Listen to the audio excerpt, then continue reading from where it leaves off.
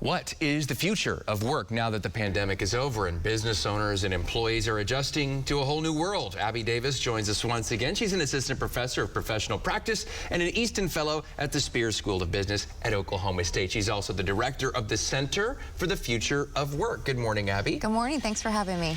So I want to talk about this extensive research you've done on the future of work, work environments, employers, employees in Oklahoma. Is it fair to say we're in a new world after the pandemic? I think that's very fair to say. We were on that trajectory and the pandemic just shook it up even more going forward. I wanted to specifically focus in on this work from home versus in office, and then the third option of hybrid. What did this recent study, this study that you did, show about preferences in office versus work from home? Absolutely. So we surveyed employers, and what they said is before the pandemic, 70% of employees were on-site or in the office. Now, in 2022, 70% went down to 40%. But when we asked, what are you going to do going forward? We're back to that 70%. So employers are anticipating bringing employees back to the workplace, but we're hearing a different story from employees. They want to have that flexibility.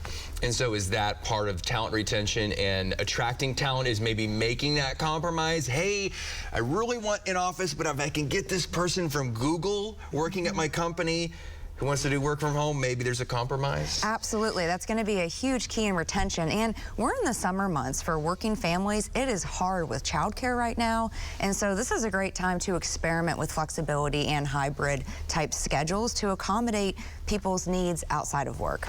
There was a whole element to your study, and it's, by the way, very readable, 17 to 20 pages. It's a PDF page turner format. You can just whip right through it. So you've got, this is our first graphic. The next graphic, and this is what Abby had just talked about, is that talent, reskilling, retraining the workforce. This is going to be something that most likely they're going to have to do soon. Employers. So, employers reported 62% of employers said that they're going to have to reskill probably significant portions of their workforce in the near future because we're seeing changes in technology all around us. I didn't want to skip over this part. Second chance employers. Let's talk about what that means and how for second chance employees, once you're justice involved, it can be kind of hard out there. Absolutely. We had 220 employers that we surveyed. Less than 10 of them have active strategies to recruit individuals with justice-involved backgrounds. We have a lot of work to do. That's an area that we have a huge opportunity to really recruit individuals with justice-involved backgrounds in the state of Oklahoma. Something we've been reporting on nationally, labor shortages, trying to find workers, and possibly second chance employees could be a solution, maybe, was Absolutely. What you found? And employers that do have active strategies around second chance employment, they're seeing better retention, they're seeing high loyalty. When we give individuals that second chance, they really take a lot of pride in that. And so employers are seeing a lot of success when they are becoming a second chance employer.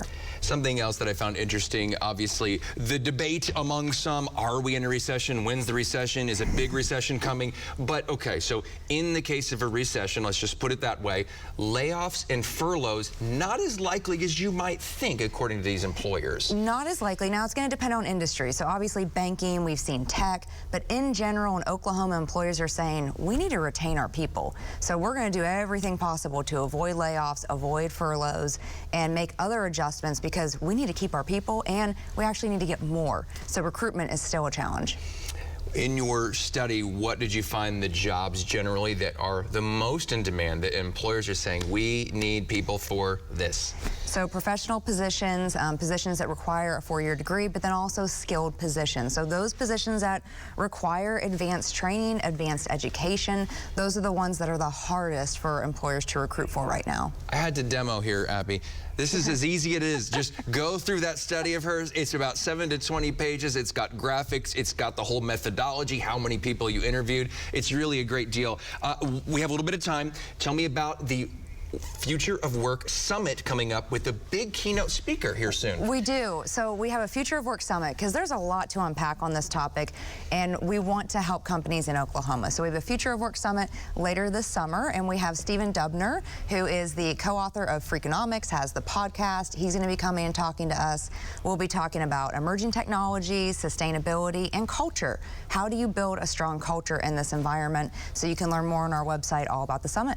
Yeah, it starts, I believe, August 31st. And if you don't know about Freakonomics, it was this book, and then it spawned a radio network, podcast. I mean, it is now an everything. empire. It is an empire, and we're so excited. Abby Davis, thank you so much for coming back and visiting with us. Thank you for having me.